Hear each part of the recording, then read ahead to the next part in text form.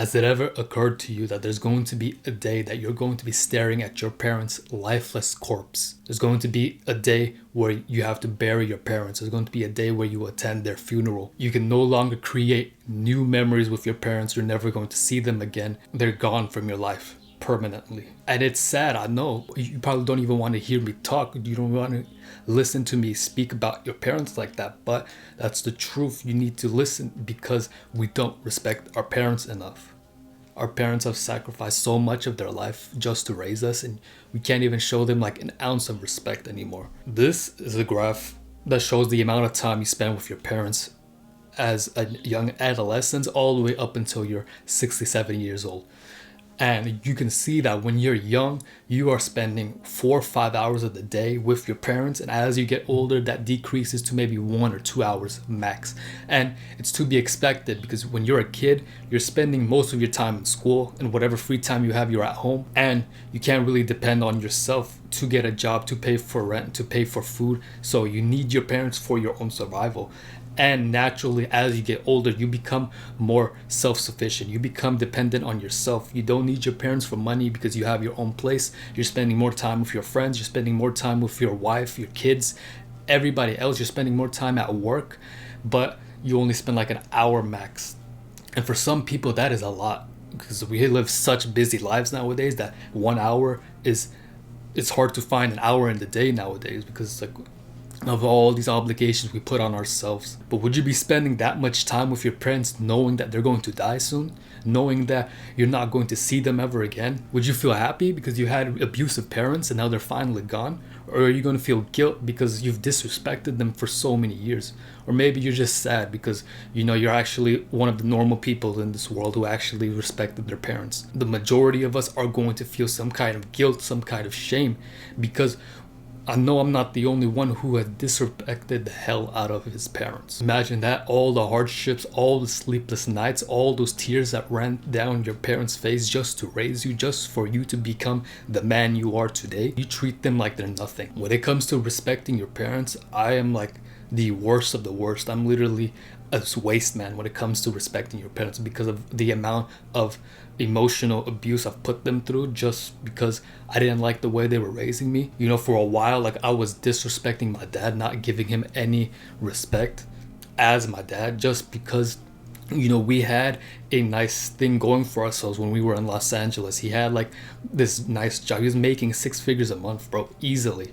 Working from home, like what more could you ask for? Working from home and making 6 figures yearly. Then we moved to Texas because my dad finally bought a house for the first time after 40 years on this planet. 40 years later, he's finally bought a house, and he's bought one in Texas. But the problem is, after he buys the house, he loses his job. Then the pandemic happens, so then he becomes lazy and he doesn't really want to go out and work. He doesn't want to go out because he's scared of getting sick, and so he just stays home getting stimulus checks. And it really triggered me so much to the point I was literally yelling at him thinking, why are you being so lazy? Why are you doing nothing with your life?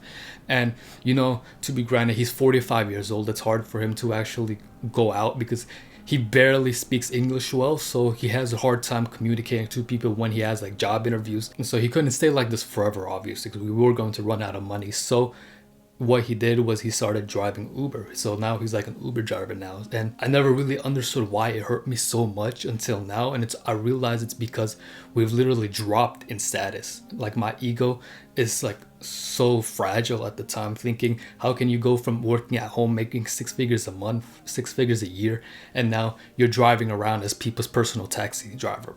Like, it makes no sense. Like, you've downgraded your status in life. How can you be happy with where you are now? And he says that he's just trying to provide for his family. And of course, me being like 19, 20 years old, I'm like, yeah, right, bro. Like, you have nothing going for yourself. You're basically useless. This is the type of thoughts I had to myself, thinking about my dad, thinking about what kind of person he is, when really he's more of a man than I would ever be. You know, he dropped out of college because I was born just so he can provide for me. Imagine he had every reason just to stay in college, just to, like, you know, forget about his family and actually get his money up, forget his wife, forget his kids, get his money up and start grinding and get like a nice car, nice house, nice everything he wants in his life.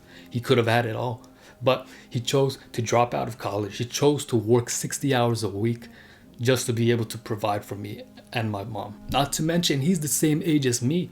If you gave me a child right now, I would not be able to raise it, honestly speaking, because I don't have the time for a child. I have too much on my plate to be even worry about a child right now, worry about getting married right now. I just don't have the time for it. So imagine my mindset right now about having children compared to my dad's mindset, and we're both the same age. I'm literally the same age as him when I was born. I would never show him respect. I would always like belittle him for his actions. You know, he's also like, he has health problems too. He has like type 2 diabetes. He has like, I don't know, some other health problems too. And I would always tell him, why don't you listen to me? And you know, I just made a video about don't help your friends. My parents are part of that too. Like, I would literally try forcing them to get on a better diet just so they can take care of their health. And I would like call them out, bro. Like, I would talk to them the way I talk to my friends, which isn't right, because I can talk to my homeboy and tell him, bro, you are fat as hell. Why aren't you going to the gym to lose weight? But how can you talk to your dad like that? I can't just go to my dad and tell him you're fat and lazy. You need to start working out. But that's exactly what I did. And how do you think he responded to me? Of course, he's not going to respond positively because I'm talking trash to him, to his face. This person he raised for the past, 23 years is talking trash to him about his weight. Of course, we got into arguments like all the time, but it got so bad to the point, I'm so glad I never did. But there's been times where I would be close to like literally abusing him, bro, like physically attacking my dad just because we couldn't see eye to eye. And I'm so glad, alhamdulillah, that I've never gone that far, that I've never, like, something has always stopped me from doing that. But this is like the type of mindset I had, like disrespecting the hell out of him. You know, my dad had a rough childhood. He had a rough upbringing, even well into like trying to raise me. He's always had it rough. He has never cried before. I've never seen this man cry before until I started disrespecting him, until I started like cursing him out. Can you imagine that this man who's been toughened up by life, who's been so desensitized by the world around him because of how rough his childhood has been, and he cries because his own son doesn't treat him with respect. And my mom too, like my mom has made far too many sacrifices just for me to treat her wrong. My mom's a really emotional person. Like, it doesn't take much for her to start crying, for her to start getting emotional. I ran away from home when the lockdown happened because I could not stay home. I felt like I was trapped in this toxic environment, but really I created the toxic environment for myself. And so I felt like I can't stay here anymore. I need to leave. By the way, I was broke and I had no money, but I had my car, so I literally took my car, bro, and I went to like hotels just to stay there for the night. And once I ran out of money, I would stay in my car, sleep in my car, then come back home, because I'm so filled with arrogance at this point. I'm so filled with hatred for my parents at this point that I would much rather be in my car when it's 95 degrees outside every day for 30 days straight than be at home where it's like nice and cold. What kind of thoughts do you think is going to go through my mom's head, bro? Knowing that her son doesn't want to come home, knowing that her son doesn't want to be around them after everything they've done to raise me. You know, in 2022, my parents went to Hajj, and Hajj is basically the Muslim pilgrimage. They go to Mecca and Medina and do like the pilgrimage and all that. And they went there last year and they were supposed to come back, but my mom is having health problems. You know, she has breathing issues, like it's some like autoimmune disease or whatever. And she got on the plane. She was supposed to come back home, but when she landed in Qatar for her layover, she was rushed to the emergency room because she could not breathe properly. They needed to like hook her up to an oxygen tank so that she could breathe. And you know, I'm home with my sister. I'm playing Fall Guys with my cousin at 3 a.m, bro. Like, absolute no life, just wasting my time away on Fall Guys because I gotta work at 4 a.m, so I figured I'll just play Fall Guys until then. And I'm waiting because I know that my parents are gonna come back the next day, but I get a text from my mom saying that they're gonna be delaying that. They're going to be delayed because she's stuck in the hospital and she can't leave. They would check her blood oxygen level, and every time they checked it, it would be at 86%.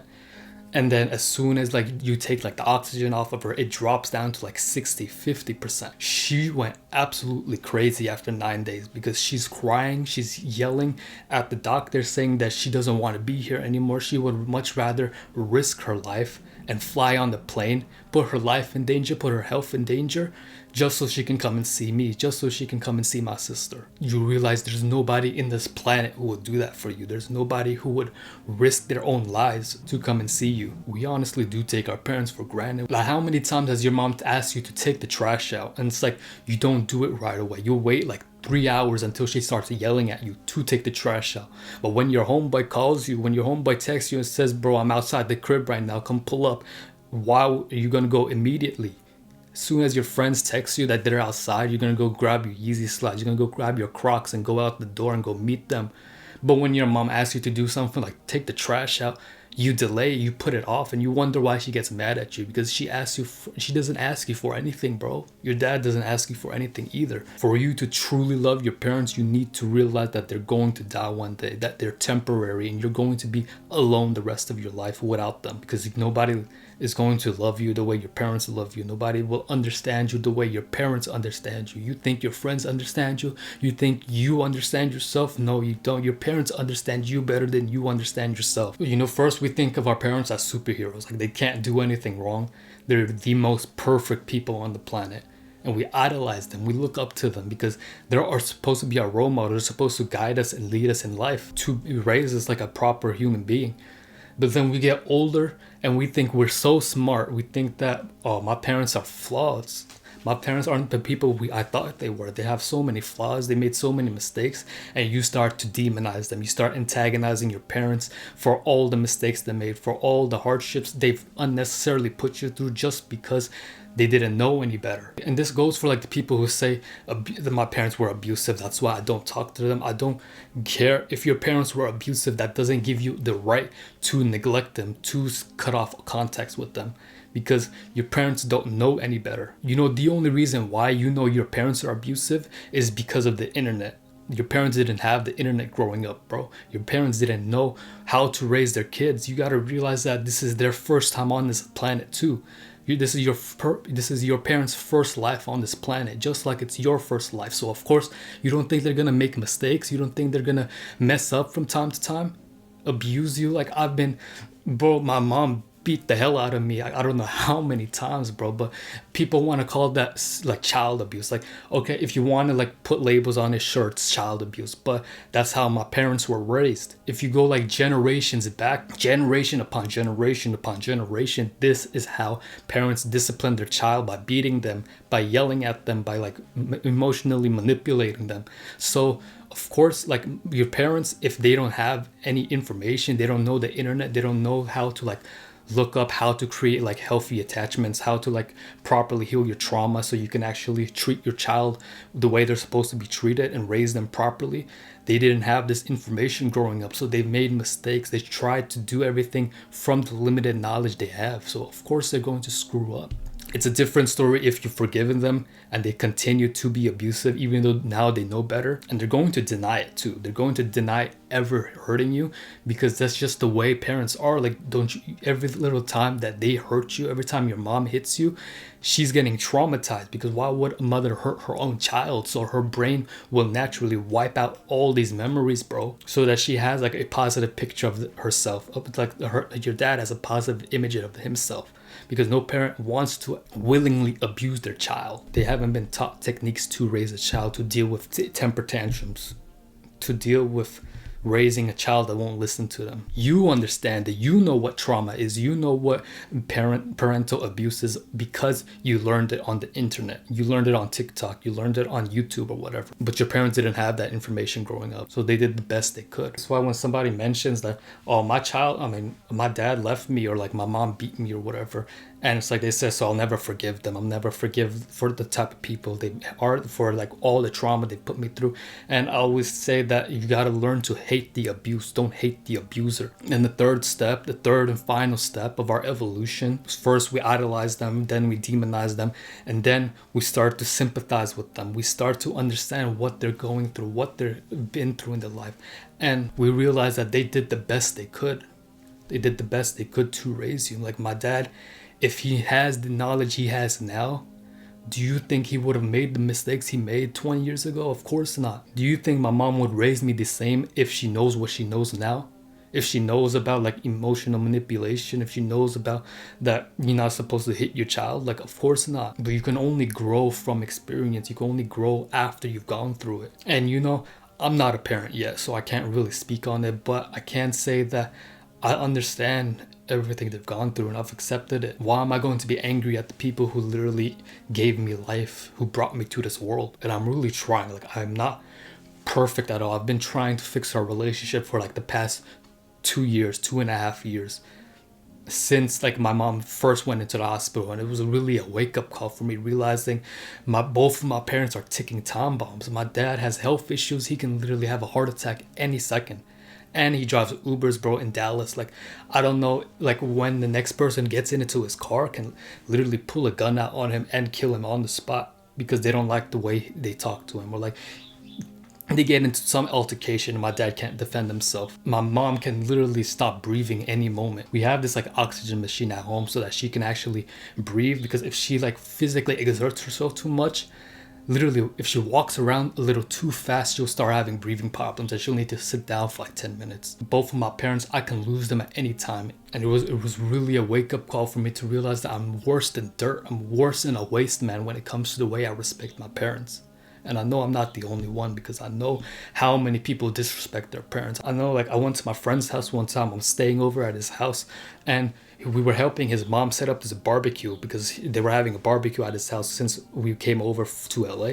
And his mom said something to him that triggered him so much, where he started throwing napkins everywhere. He started throwing plates everywhere. He started kicking shoes around. And I'm like, bro, what are you doing? This is your mother talking to you. You're messing. Why are you trying to screw up your relationship? There's a lot of trauma you need to work through. There's a lot you need to talk with your parents. It's so hard for me to talk about my emotions to them because of the way I was raised, because it's like every time I try speaking to them, it'd be labeled as talking back. It's like, I guess, bro, I guess slapped by my mom, and I was like, try defending myself, and she'll slap me again and be like, "Ay, kutta bacha." It is kind of bittersweet though to think about. When was the last time you praised your mother, praised her for working hard, working to keep you safe, working to make food for you when you can't cook yourself, working to take care of you when you couldn't take care of yourself? Even though she could be dying from a fever, she still chooses to take care of you, to make you meals, to take you to school. When was the last time you told your dad you love him? Because men don't show emotions. Men are so, especially the South Asian community, but men don't know how to show emotions. Men don't know how to talk to each other. Men don't know how to spend time as father and son, because it's not natural. Like, I would have wished, bro, like, you have no idea how much I wish I would have spent time with my dad, going to parks and playing catch or something, playing basketball with my dad. I would have loved to have that as a kid. And imagine, like, you don't want to do that because, I don't show emotions. I'm a man, bro. My dad's a man too. Men don't show emotions. Like, bro, shut up. You're literally taking this the wrong way, because there are people in this world who don't have their parents, and they would be so lucky to be in your shoes right now, to have the parents that you have, the parents that you don't give enough respect. They would die to have that. They would die to have a parent who's abusive over no parents at all. Because people want to say, I'm on self-improvement. I'm such a better person now. I treat people with respect. I treat people with kindness. But then they'll come home and treat their parents like absolute dog shit. If you're doing that, you're a hypocrite. You're a hypocrite saying that, I'm on self-improvement. I'm becoming a 1% man. I'm bettering myself every day. But you treat your parents like garbage. Come on, bro. They don't deserve that. You don't deserve that either. You don't deserve having parents if you're going to treat them like trash. So what can you do to make their lives like even just 1% better? Most of this advice is for kids, for people who are like in their late teens, early 20s, who still have their parents, who are still living with their parents. But if you're living alone and you don't call your mom, you don't call your dad, you don't spend time with them, what are you doing? You spend so much time with your friends, you spend so much time with your wife, you spend so much time with your kids, you spend so much time at work, you spend so much time watching TV, but you spend no time at all with your parents. Remember, your parents are going to die one day. So what can you do to show your parents more kindness, to be actually talking to them in a more loving way, to actually be more respectful to them? instead of being disrespectful? Because is that what you want to go through when your parents die? Do you want to be ruminating over all the times you've disrespected them, all the times you could have made a change, but you decided that your ego was too big for you to actually accept your own faults, that you decided that you're going to disrespect your parents? Is that how you want to remember your parents? Or do you want to embrace their death, knowing that you were the best son they could ever have, the best person they could ever give birth to, the best person that could ever take care of them? Because they're going to die either way. There's no stopping that. So you can choose to either right your wrongs and start fixing a relationship with them, or you can try to fix your relationship. You could wish that you can go back in time and fix things, but you can't anymore. So the choice is yours. Remember that your parents are going to die one day.